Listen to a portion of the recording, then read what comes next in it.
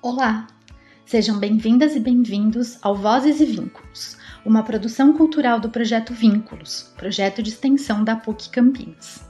Aqui, recontamos histórias de pessoas que de alguma maneira têm ou tiveram a vida atravessada pelo sistema prisional ou pelo sistema socioeducativo.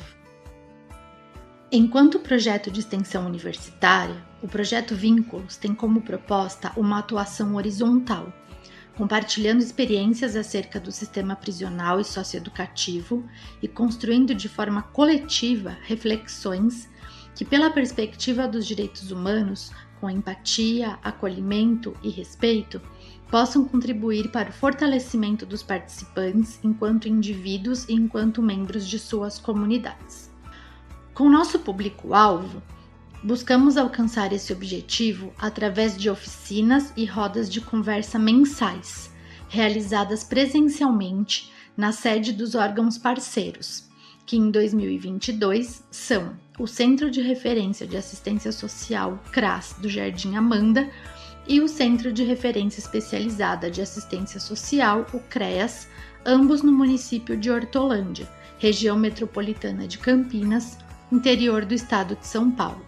Para a realização dessas atividades, contamos com a parceria das equipes técnicas, que no CRAS Amanda e no CREAS acompanham as pessoas que compõem o público-alvo do Projeto Vínculos e que se tornam as técnicas de referência do projeto e que hoje são as nossas convidadas. A Cleonilda Costa dos Santos, a Cleo, assistente social do CRAS Amanda e nossa técnica de referência, conta um pouquinho sobre a importância e as dificuldades de atender egressos do sistema prisional e familiares de pessoas privadas de liberdade, e também sobre a contribuição do Projeto Vínculos nesse trabalho. O egresso violou o direito de outra pessoa e por isso foi privado de sua liberdade. Mas na maioria dos casos, o mesmo também teve seus direitos violados, muitas vezes desde a infância. É importante o atendimento na assistência social, onde se realiza o encaminhamento para programas e benefícios sociais e a escuta qualificada. A principal procura no CRAS é por benefícios, documentação e emprego. Na questão da empregabilidade, temos conseguido encaminhamento para o Programa Municipal de Requalificação, o ACERT, que dá uma bolsa. As dificuldades que temos encontrado é a criação de mais vagas no programa ACERT, assim como outras de emprego e cursos de capacitação profissional. O Projeto Vínculos tem contribuído como um espaço de escuta e acolhimento, onde podem trazer suas angústias e problemas, sem serem julgados.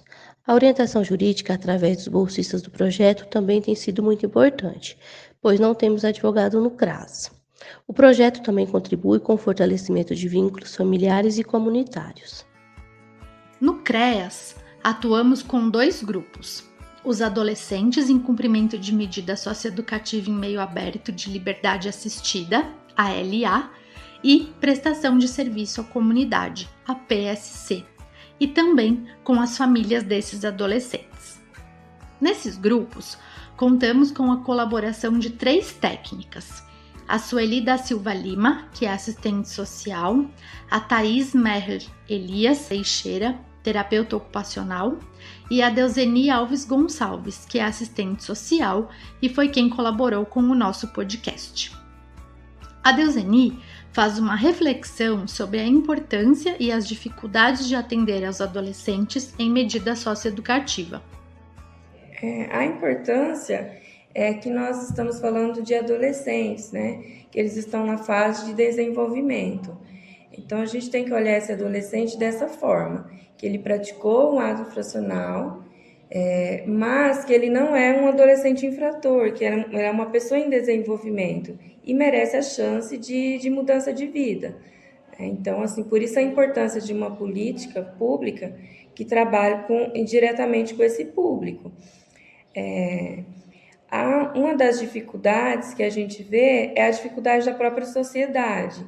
A sociedade e a própria rede que compõe essa sociedade. Por exemplo, a escola,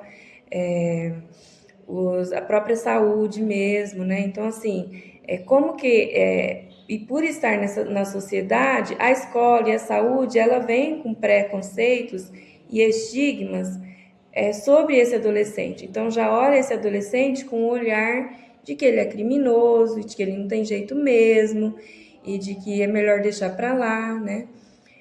Que não compensa investir nele. Então, assim, a gente percebe isso no trabalho, no dia a dia, quando vai tentar, por exemplo, arrumar uma vaga na escola para o adolescente. Porque esse adolescente, ele já é visto com outros olhos, ele é um adolescente que é visto como LA. Então, assim, qualquer coisa que aconteça na escola, ele vai ser o culpado, ele vai sofrer os preconceitos, muito mais do que outros alunos, né, que estudam lá, que nunca praticou nenhum ato infracional. Na saúde também, ele vai ser visto com outros olhos de estigma, de preconceito. E na própria família, né? Às vezes, na própria família mesmo, os próprios pais não acreditam na mudança desse adolescente. Então, acho que essa é a maior dificuldade que a gente percebe.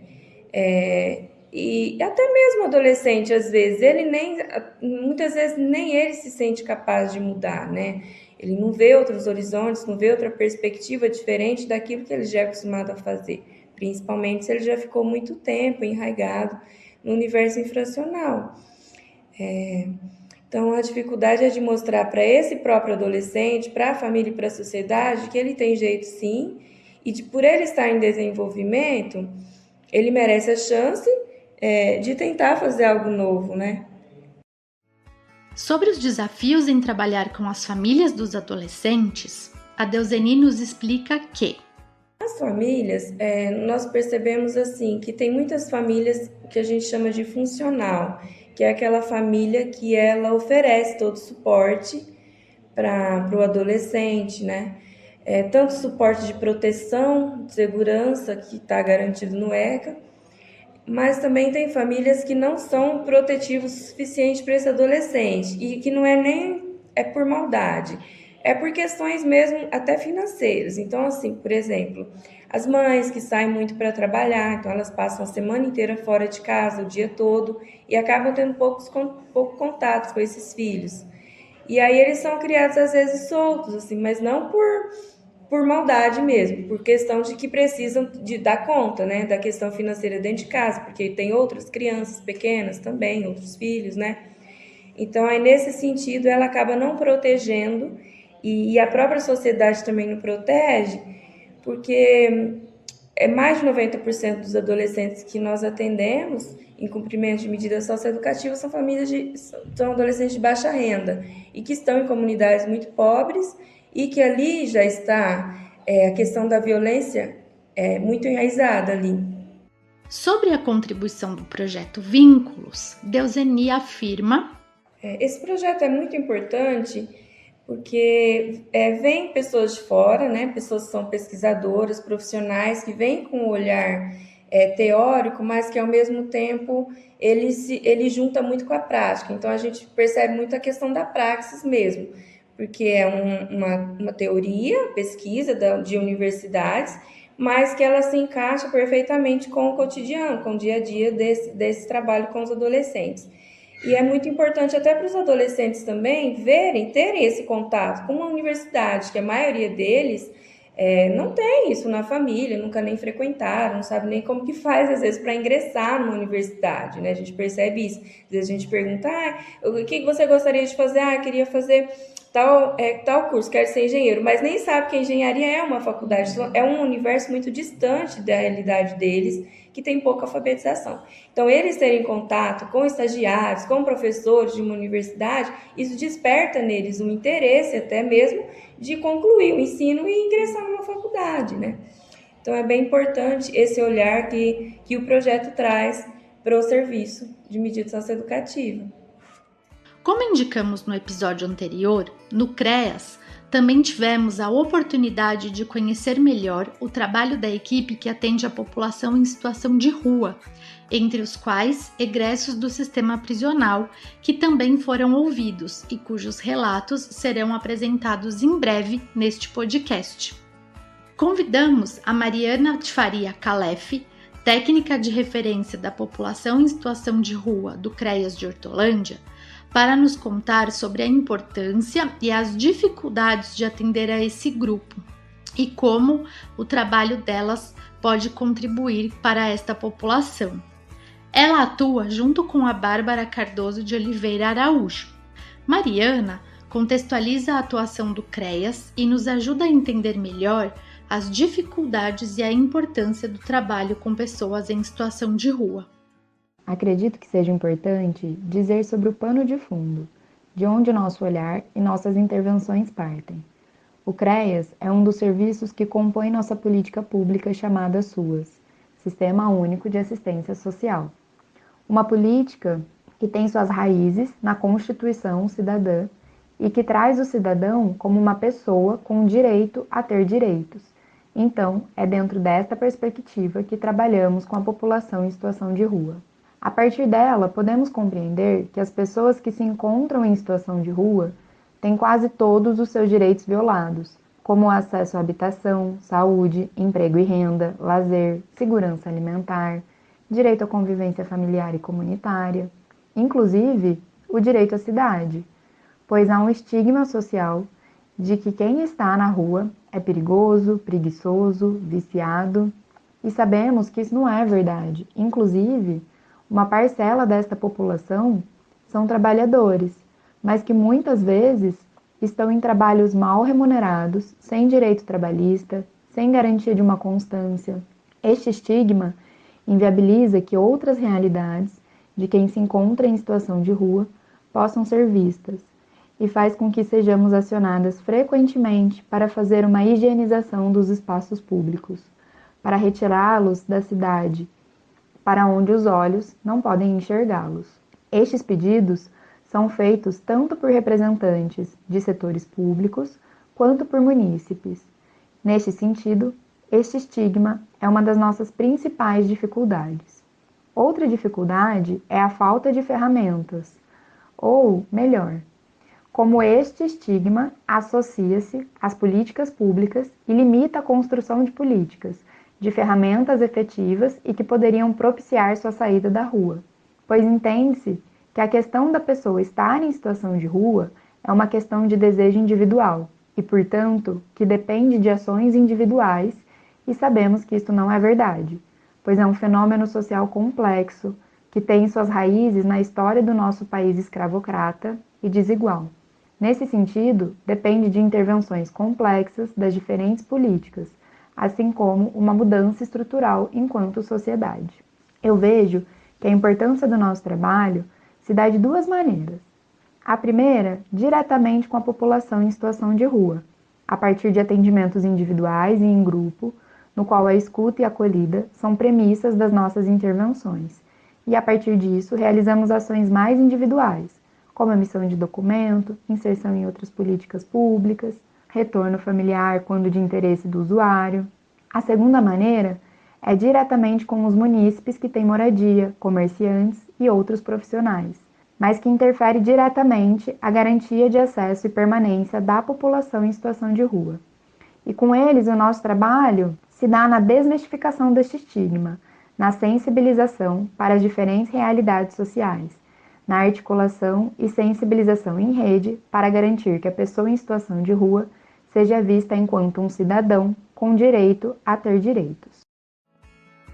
Sobre a importância de escutar e acolher, trabalhando com e a partir da realidade concreta de cada pessoa atendida, a Mariana nos ensina que sobre escuta e acolhida, sobre como gerar práticas que estão implicadas com o que aquela população está apresentando como demanda, está ligada a uma prática profissional de fazer com o usuário e não sobre ele, de como pensar e construir políticas públicas e intervenções no cotidiano do serviço que partam da realidade de quem está em situação de rua, pois só eles compreendem e podem dizer sobre suas dificuldades e necessidades. Além disso, esta realidade também está articulada com a história de cada pessoa, pois às vezes o que faz sentido para uma pessoa que está em situação de rua não é a mesma que faz para outra. Se eu me guio por intervenções que o usuário não participa, que não tem escuta, eu aniquilo a realidade daquela pessoa que está na minha frente,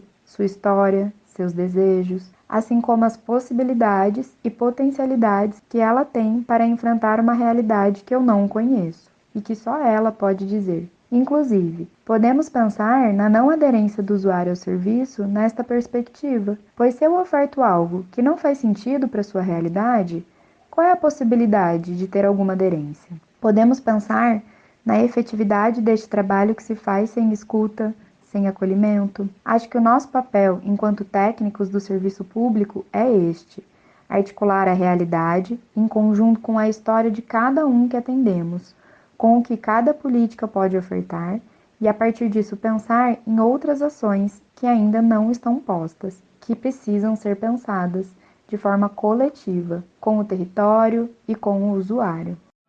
Nós agradecemos imensamente as convidadas de hoje e esperamos vocês em 2023 na audição do próximo episódio, com o primeiro relato de uma participante, uma pessoa muito especial para o Projeto Vínculos. Eu sou Camila Marcondes Massaro, cientista social e pedagoga, docente extensionista da PUC Campinas, coordenadora do Projeto Vínculos. E este podcast nasceu da urgência em dar visibilidade às questões que envolvem não só as pessoas que passam pelo sistema prisional ou pelo sistema socioeducativo, mas também seus familiares, sensibilizando a sociedade para a temática como uma questão que diz respeito a todos nós. Obrigada por nos ouvir.